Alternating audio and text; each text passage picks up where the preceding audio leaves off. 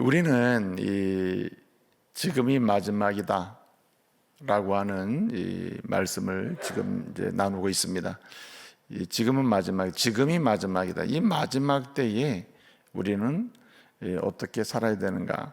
그 재림 신앙은 하나님께서 우리를 만드시고 앞으로도 우리의 인생이나 우리의 가정의 미래까지도 만드심을 믿으며 또 만드실 뿐만 아니라 함께 하심을 믿고 고백하면서 그분이 우리의 아픔까지 다 져주심을 확신하고 그리고 소망 가운데 걸어가는 것입니다. 그 마지막이 바로 재림신앙이에요.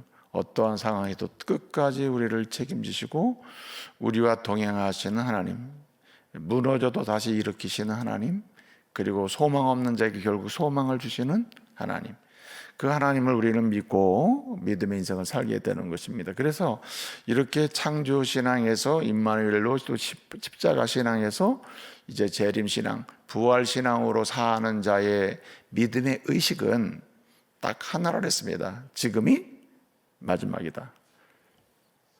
지금이 마지막처럼, 오늘이 마지막처럼 그렇게 신중하고 진중하게 자신의 시간을 하나님 앞에서 살아가는 그것이 곧 믿음의 사람들의 삶의 태도라는 거죠. 그리고 사도 베드로는 그렇게 이야기합니다. 그렇기 때문에 이렇게 지금이 마지막이다, 지금을 마지막처럼, 오늘이 마지막처럼 이렇게 재림신앙으로 오늘을 허비하지 않고 낭비하지 않고 주님이 우리에게 주신 그런 믿음의 인생을 살아가는 사람은 항상 기도로 시작한다. 또 기도로 인생을 살아가고 기도로 하나님께 맡기면서 또 하나님을 찾고 구하며 그분의 은혜로 살아간다, 이렇게 말씀을 드렸습니다.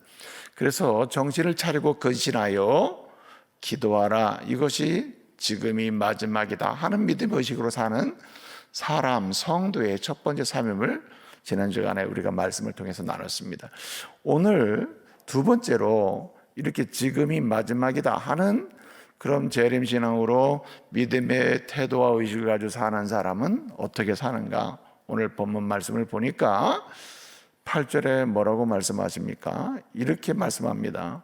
무엇보다도 열심으로 뭐할지니? 사랑할지니. 무엇보다 열심으로 사랑할지니, 뜨겁게 서로 사랑할지니 어떻게 해요? 그 사랑은 허다한 죄를 덮느니라, 이렇게 말씀하시면서 지금이 마지막이다 하는 믿음의 의식으로 사는 사람은 그 삶의 내용이 하나님을 구하고 하나님을 찾고 하나님께 모든 것을 말씀을 드리면서 그 하나님의 은혜 가운데 뭐하며 사냐면 사랑하며 산다는 겁니다. 오늘을 사랑한다. 내일 조건이 좋아지면 사랑하는 게 아니고, 내 마음이 언젠가 풀어지면 당신을 사랑하는 게 아니고, 아내는 남편을, 남편은 아내를, 자녀는 부모를, 부모는 자녀를, 함께하는 성도는 서로가 어떻게 되느냐? 오늘 말씀은 사랑하며 살아야 함을 말씀하고 있습니다. 여러분, 마지막일 때 믿음이 시작됩니까? 오늘이 내 인생의 마지막이다. 내가 지금까지 못했던 미워하는 일을 최고로 하고 가야지, 이런 사람은 한 명도 없어요. 마지막 때에 다다르면 모든 사람은 임종을 앞두고 있잖아요. 분노로 끝나는 사람이 별로 없어요.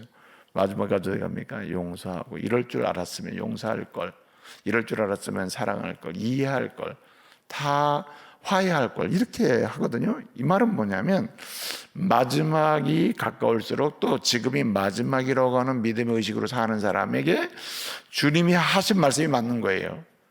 서로 사랑하며 살아야 되는 것이죠. 사실은 주님께서 이 세상을 만드셨잖아요. 삼위일체 하나님께서 세상을 만드실 때 이제 우주 만물을 만드시지 않습니까? 만드시고 마지막 여섯째 날에 사람을 만드셔요. 사람을 만드시는데 그 사람을 만드시는 아주 세밀한 설명이 있습니다. 그 설명이 이제 2장에 나오잖아요. 창세기에.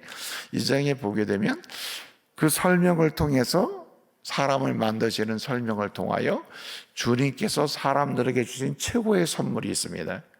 사람을 만드시는 것도 주님의 사랑이에요. 그래서 제가 말씀드리지 않습니까? 홀리 키스다, 거룩한 키스다. 하나님께서 흙으로 사람을 만드시고 그의 모양대로 우리 형상도 만드시고 그 코에 생기를 불어넣었다. 거룩한 기스를 통해서 생명을 주십니다.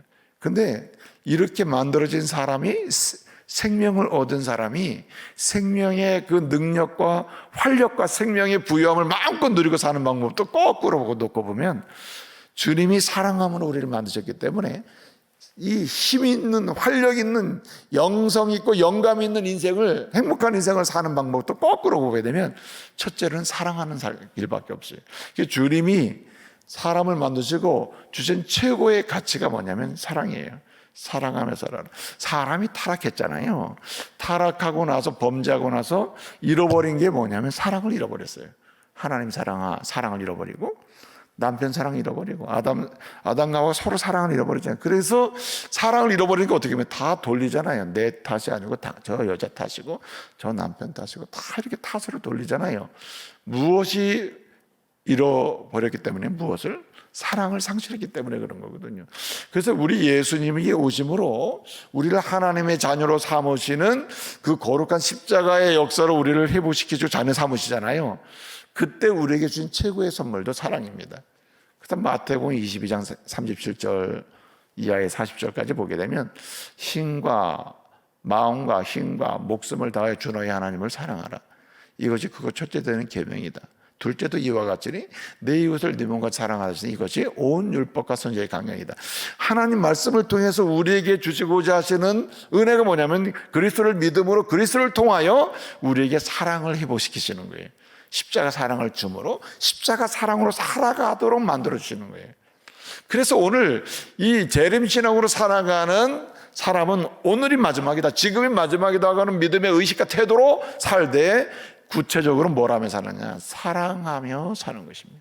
사랑하며 살아야 되는 거죠.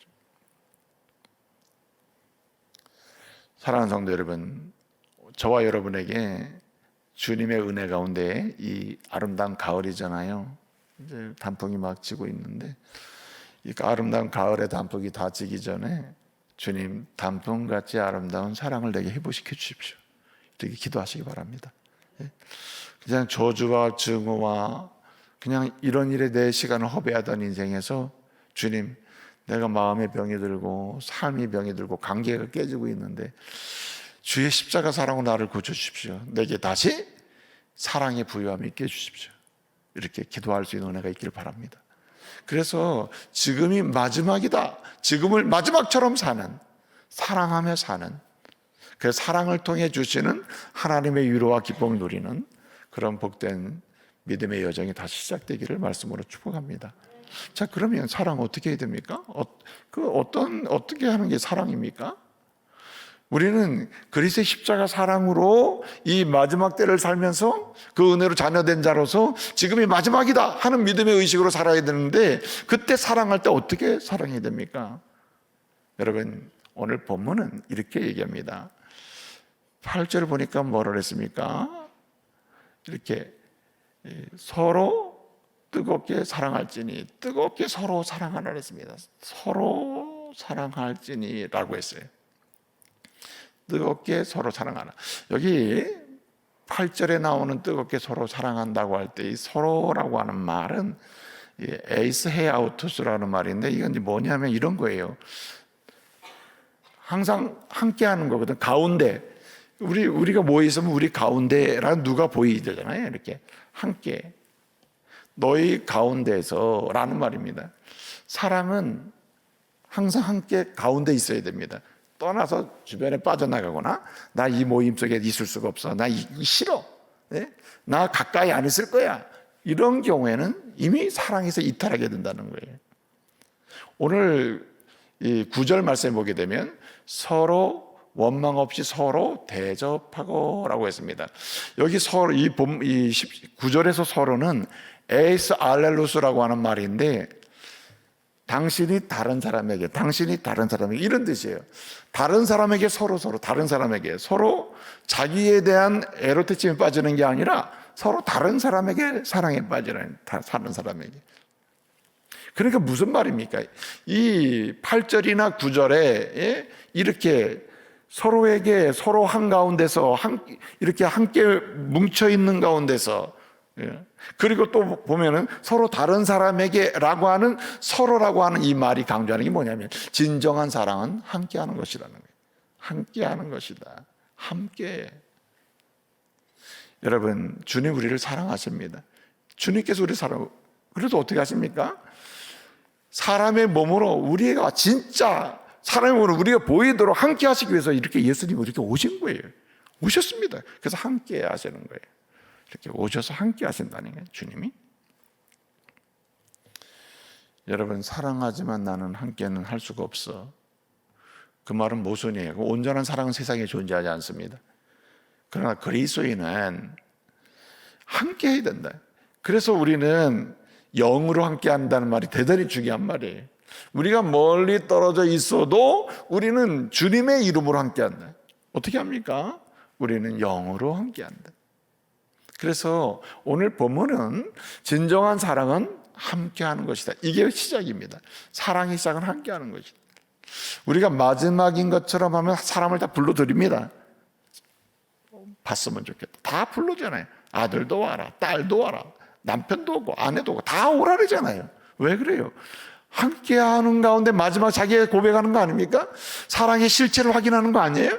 나는 끝까지 당신과 함께했어. 난 당신을 사랑하고 있고 내가 지금 이 마지막 시점에도 나는 당신을 사랑하고 있다는 증언이 뭡니까?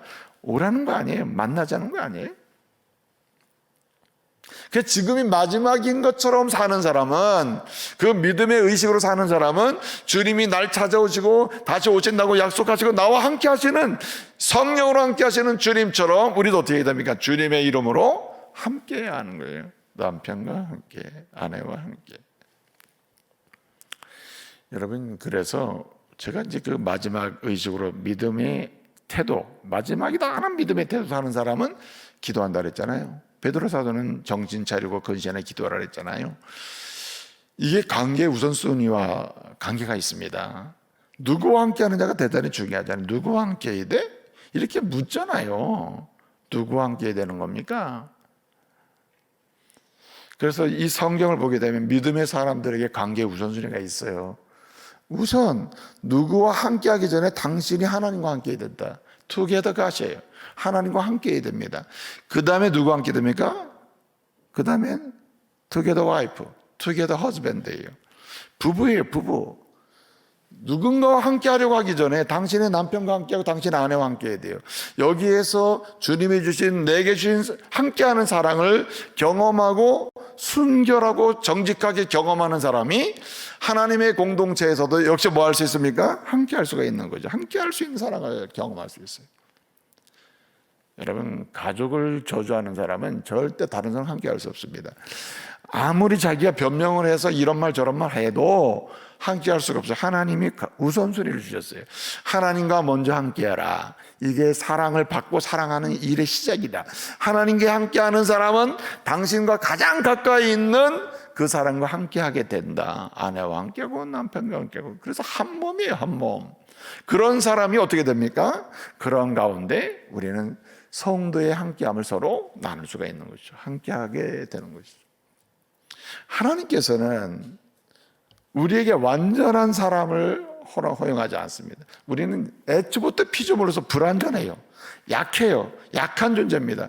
하나님의 사랑이 아니고서는 사랑을 모르는 존재입니다. 그렇기 때문에 하나님의 사랑을 알고 그 사랑으로 세상이라고 하는 이 넓은 영역을, 우리에게 허락된 인생의 영역을 행복이라고 하는 노래를 부르면서 주께 영광 돌리며 세상을 축복하며 날 수 있는 방법은 또 한편의 사랑과 함께하는 거예요. 그래서 함께하는 곳에서 영광의 비행이 시작되는 거예요. 쫙 날아가는 행복의 비행이 시작되는 것입니다. 여러분, 그래서 함께하는 사람을 귀중히 여기시기 바랍니다. 함께하는 사람을 귀중히 여기셔야 돼요. 귀중히. 하나님을 제일로 여기시고 하나님의 그 사랑 안에서 내게 오늘 함께하도록 허락된 아내와 남편을 귀중히 여기시고, 자녀를 귀중히 여기시고, 부모를 귀중히 여기시고, 네? 함께하는 부모를 귀중히 여기시고, 그리고 함께하는 구역, 믿음의 가족들을 귀히 여기셔야 돼요. 그래서 여러분, 성경에서 말씀하시는 관계의 우선순위를 보게 되면은 첫째는 하나님과, 둘째는 배우자, 셋째는 뭐라 했습니까? 부모와 자녀, 넷째는 신자. 함께 예수 안에서 하나님을 사랑하는, 함께 거듭나서 구원받은 신자. 마지막으로 뭐라 했습니까? 불신자. 세상을 향해 축복의 통로가 되어야 되기 때문에 이 사랑을 흘려보낸다는 면에서 마지막 관계의 순위는 불신자가 되죠. 한번 따라해 보세요. 관계 우선순위 한번 해볼게요. 누구와 관계를 맺어요? 하나님, 배우자, 부모와 자녀, 그리고 신자, 마지막으로 불신자입니다. 그래서 하나님과 관계를 맺는 이것이 곧 마지막 때를 살아가는 삶의 자세인데 이것이 기도하는 것입니다. 하나님과의 관계, 기도하며 예배하고 예배하며 기도하는 거예요. 하나님께 예배하며 사는 거거든요. 워시퍼로 사는 거예요. 그런데 두 번째는 하나님과의 관계를 맺으며 사는 사람은 하나님의 사랑의 부여함을 누리고 하나님으로부터 십자가 사랑이 흘러 들어오기 때문에 이 사랑을 흘려보내게 되는데 사랑하며 사는 것입니다. 지금이 마지막이다? 사랑하며 사는 거예요. 여러분, 함께하는 자가, 함께하는 자가 사랑하는 거죠. 이 함께하는 거 뭐잖아요? 함께하는 것은 위치가 필요해요. 위치가 어디냐? 여러분, 주님은 우리가 서 있는 우리 밑으로 오셨다니까요. 그래서 무덤까지 낮아지시고라는 말씀이 나와요. 십자가에 죽으시고 무덤까지 낮으셨다. 이거는 완전히 낮아지신 거 아니에요. 함께하시는 사랑인데 낮아질 거예요. 여러분, 그래서 사랑은 함께 한다는 것은 이해 없이는 안 돼요. 이해가 안 되면 사랑이 안 돼요. 함께 하기 못해. 난 도대체 이해가 안 돼. 난 함께 못하겠어. 이렇게 되잖아요. 그래서 함께하는 그 믿음의 삶의 사랑의 시작은 이해하는 거라거든요. 함께한다. 이거 이해입니다. 함께는 이해하는 사람만이 가능해요. 이해란 뭡니까? 영어로 understand라는 말을 써요. understand. 원래 사랑한다는 아가페 자체도 조건 없이 밑으로 들어가는 개념이에요. 그러니까 언더스탠드가 뭡니까? 아래에 스탠드 쓴다는 거 아니에요? 여러분, 사랑은 이해하는 거예요. 이해는 뭡니까? 함께 하는 건데 밑에 쓰는 거예요. 당신 위에 서서 내 말 잘 들어 하는 사람은 내 말 들어, 내가 요구하는 내 주장을 받아들여, 이렇게 하는 사람은 함께 할 수가 없어요. 어떻게 합니까? 밑으로 들어가서 당신이 말해, 내가 들을게, 당신이 이야기해봐, 내가 수용해볼게, 이렇게 되는 거 아닙니까? 그래서 두 번째는 오늘 어떻게 말씀하고 있습니까? 이렇게 말씀하고 있어요. 8절을 보게 되면 사랑은 허다한 죄를 덮느니라고 했습니다. 허다한 죄를 덮는다, 칼립테이라고 했어요. 이 덮는다고 하는 말은 사라지기도 하고 안 보이기도 하는 개념이에요. 무슨 말이냐? 사랑은 함께할 뿐만 아니라 어떻게 사랑해야 되느냐? 용서하는 것입니다. 조건 없이 용서하는 거예요. 용납하는 거죠. 용서하는 거죠. 서로 용서하는 것이. 그래서 사랑은 허다한 죄를 덮는다. 이 말씀이 우리에게 실천적으로 요구하는 사랑은 무슨 사랑이냐면 한마디로 용서하는 것이, 사랑은 용서하는 것이다. 그래서 여러분, 사랑은 함께할 뿐만 아니라 함께하는 것은 이해했죠. 이치를 명료하게 잡는 거예요. 그리고 어떻게 합니까? 그리고 용서하는 것입니다. 사실 들어가 보면 잘 보입니다. 보여요. 약점 다 보여요. 그래서 결혼하면 그때부터 용서하며 살아야 돼요. 결혼하면 다 보이잖아요. 좋은 게 보이는 게 아니에요. 결혼하고 나면은 진짜 나쁜 거 보여요. 아주 악한 거 보여요. 내가 이럴 줄 알았으면 결혼 안 하는 게 아니고, 그러기 때문에 용서가 시작돼요. 사랑은 용서입니다. 남편의 이런 습관도 정서, 이런 과거도 용서하는 거예요. 그렇기 때문에 남편과 아내가 서로 용서하는 거예요. 그러는 건데 뭐가 이루어집니까? 십자가의 사랑이 노래되고 여기서 영광의 인생이 시작되는 것입니다. 지금이 마지막이라도 우리는 감사할 수 있다, 이런 얘기가 나오는 거죠. 여러분, 마지막 한 가지가 있는데요, 오늘 말씀해 보니까 9절에 이렇게 말씀하고 있습니다. 서로 원망 없이 뭐하고? 대접하고. 원망 없이 대접하고 라고 했습니다. 무슨 말입니까? 이렇게 함께 하면서 용서할 뿐만 아니라 뭐합니까? 주는 겁니다. 내 마음을 주고, 내 시간을 주고, 내 삶을 나눈 겁니다. 주는 게 사랑이다. 주는 게.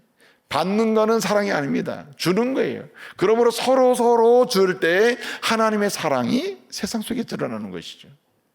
여러분, 로마서 5장 8절 보게 되면 우리가 아직 죄인 되었을 때, 5장 6절 우리가 아직 연약할 때, 5장 10절에 뭐라 했습니까? 우리가 아직 원수 되었을 때 자기 아들을 십자가에, 그리스도께서 우리를 위해 십자가에 죽으심으로 우리를 향한 자기 사랑을 확정했다. 주님의 사랑은 무엇이냐면 다 주는 겁니다. 자기 아들까지 다 주는 거예요.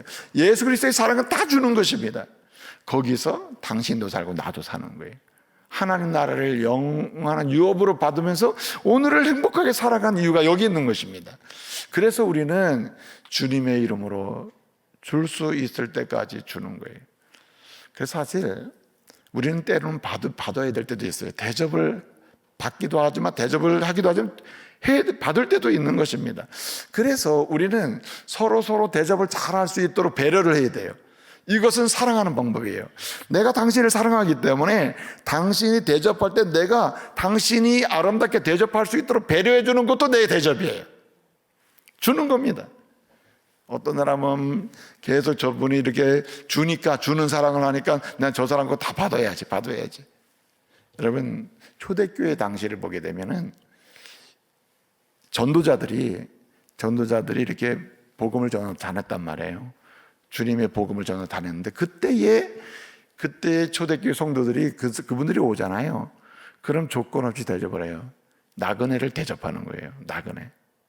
나그네를 대접합니다. 본래 그 대접한다는 말이 나그네를 사랑한다는 뜻이에요. 원래 대접한다, 이 헬라어가 이 사랑한다 필로스라는 말하고 크로토스라고 하는 이 나그네라고 하는 말이 합쳐서 생긴 말이 대접한다는 뜻입니다. 그래서 대접하는 거거든요. 그 초대교회 대접하는, 어떤 분은 저기 대접 잘하니까 계속 거기 들어가. 그 집만 가. 전도하다 말고 그 집 가서 밥 먹고, 또 전도하다 말고 그 집 가서. 이 집 얼마나 힘들겠어요. 그러니까 어떻게 해야 되냐면은 배려를 해야 돼요.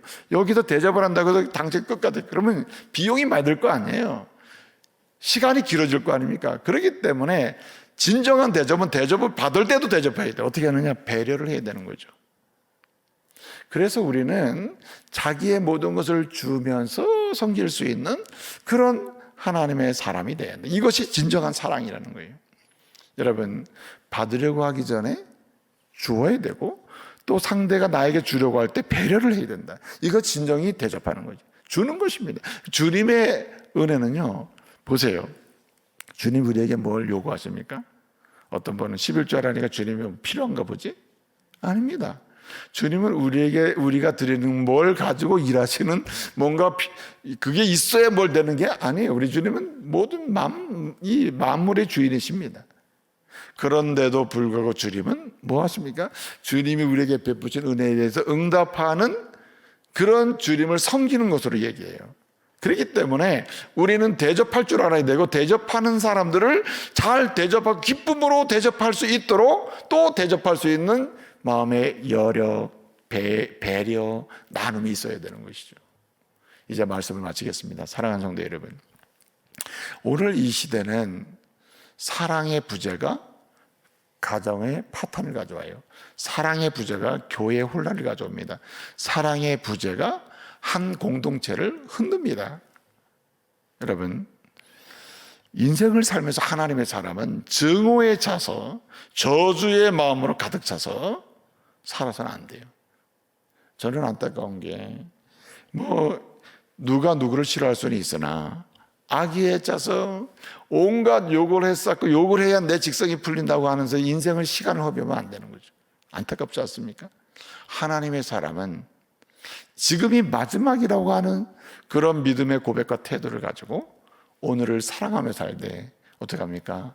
함께하며, 용서하며, 그리고 내 것을 나누어주는 가운데 하나님의 그 은혜의 부여를 누리며 살아야 할 줄로 믿습니다. 여러분, 사랑함으로 이 가을을 단풍 같은 아름다움으로 여러분의 가정이나 여러분의 내면의 영혼의 그 깊은 곳까지 다 채워가면서 은혜를 나누시는 저와 여러분 되시기를 말씀으로 축복합니다.